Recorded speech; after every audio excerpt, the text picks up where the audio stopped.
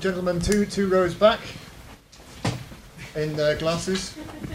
Thank you. Thank you. My name is Pank. I'm a stills photographer. I moved from reproductive medicine into the world of film 6 years ago, and what I've heard, I agree with both sides, but I think the biggest thing that I can suggest that would I think make a huge difference straight away would be the fact that it's, from my perspective, somebody that's come into it at a later stage that really never had an interest in working in film until I plant myself in it, is that the entire industry is run on fear. And people are scared of actually saying something because they fear that they'll never get another job or they'll get slagged off and blacklisted in some way. That is something that I think BECTU needs to really address and make sure that everybody out there knows that that they can go to you and they can speak to you about these kind of things without that recourse, without obviously being sort of hindered anyway and getting further work.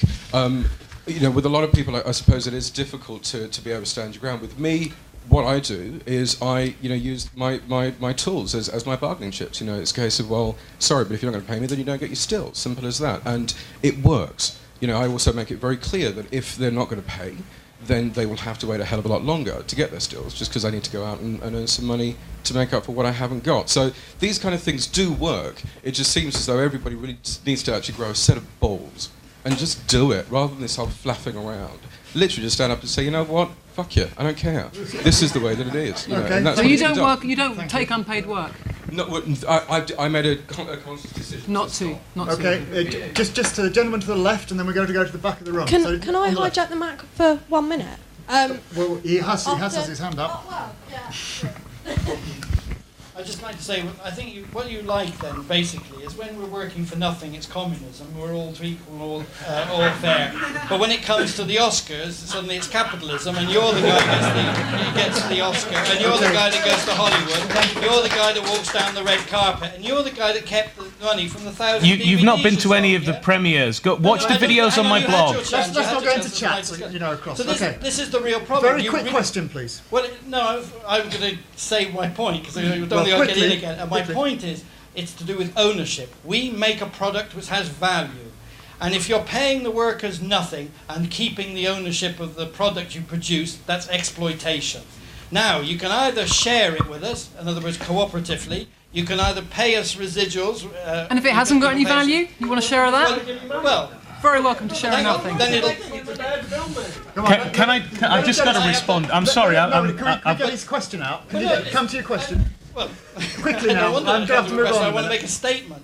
And the statement is that it's to do with ownership and it's to do with control. Okay. It's nothing to do with artistic control. You can have your artistic control, but the financial ownership and the product of it should be the workers who are doing it, especially if you're not paying them any wages. Okay. Thank you. And the other point is, it's not about thousands of workers, joining the industry. The problem is that just as many people trying to join the industry are actually leaving the industry because there's not enough work consistently to do it.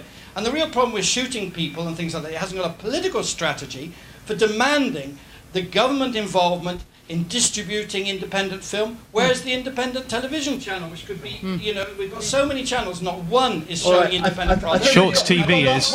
Thank you very much. Can we go to the back of the room, and then our roving Mike has a question herself. So, lady at the back, first of all. Say who you are. Hello. I'm Ayan. I'm a camera assistant. And I want to go back to what the sound recorder said and emphasize that I feel that you are kind of laying some sort of a guilt trip on us, that in the name of art and in the name of creativity we have to work by any means necessary, and you're forgetting that there's people that struggle. And I find it hard not to be cynical when shooting people demands some sort of payment, that people like me that had to work on endless freebies, mainly coming from shooting people, and I can't even afford paying for shooting people. And I find it hard not to be cynical, that I have to pay for a site that at the end of the day gives me only freebies. And also on the false promises that I might get a paid job from it later, which I never ever did. Okay, thank you. Fine. Yes, of course. And question here. if I may.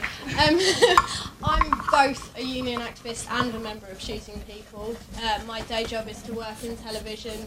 On my weekends, I give up my time to make independent films, and I've had fantastic experiences and great friends from that.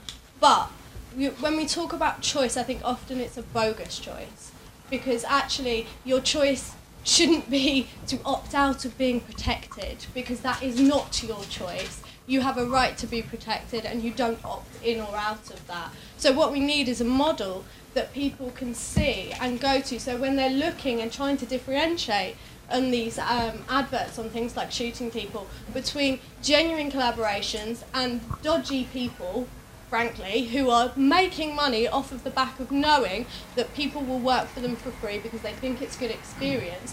And if there was some sort of guidelines or kite mark that people can say, okay, this is a co-op, this is a collaboration, I don't expect to have all the decisions made by committee, but I know that if there was money made or there was future festivals to go to, etc., that I would have some stake in that. And there are business models which are co-ops. You just have to look at the cooperative or the John Lewis partnership to see that it can work. Okay, thank you. Right, Chris. Yeah. I just want to directly respond to your comment about me going on the red carpet at the Oscars. Wouldn't that have been terrific? I can tell you first of all, my transaction that I offered was very clear. Come with me on my journey to try and win an Oscar, because if you worked on an Oscar-winning film, that's going to help your career. I do find it extraordinary how people in this room quote chapter and verse on other people who were not involved and cannot find a single person involved in that project who had anything other than great things to say about it. You find me anybody involved in Gone Fishing, my film, who has anything but amazing things to say about it, amazing credits that they got out of it, whose careers have taken massive leaps. The last feature film that I made, we had 3 unpaid runners. And this was back in the late 90s. The first runner after that film said, well, no, this is too much hard work. I'm going to go do something else. So that to me is a positive outcome. He had the life experience he needed to decide, no, he shouldn't be in the film business. The other 2 runners, one is now a professional cameraman. He's a very good friend. The other one is a professional editor who cuts BBC single camera drama. Both of them would not be in that position had they not taken that experience. And I just find it... I can't understand why people don't see that much of this independent filmmaking is additive to the business. It's really easy. Let's shut down Shooting People. Let's stop all of that. Guess what your choice will be then? Nothing. And it's just... I don't get it. Well, you know, we're all additive. Hold on. It doesn't work if everyone shouts, okay? But Chris, I mean, you haven't quite responded to the principle, I think, of what lay behind the question over there, which is, you know, if you contribute to something, you put your labour into something, you contribute to the value of that thing, don't you own a stake in it? Yeah, they did, and everybody got a healthy stake in it. No, it's not mine. It's all of ours in terms of the real value of a good quality film, as anybody in the film business knows. If you let me give you a great example of a so-called vanity project, because that's a phrase I keep hearing about. There's a vanity project made by a computer programmer I know. He made it for 10 grand. It's called Paranormal Activity, and it made 180 million at the US box office. Right? Everybody involved in that film, whether they received a share of that or not, benefited from that. And I'll tell you who probably got the least share in terms of the amount of work that went in is the guy who made it. He'll be the one who probably got screwed. Come on, that's hopeless coming up with one example. Name me 5 other films like that. The problem is they all fail. That's the reality. Exactly. So let's just stop them and... Okay, Chris, you'll wrap up and we'll come to Jess. Okay. Let's just not throw the baby out with the bathwater. That's all I'm really trying to say.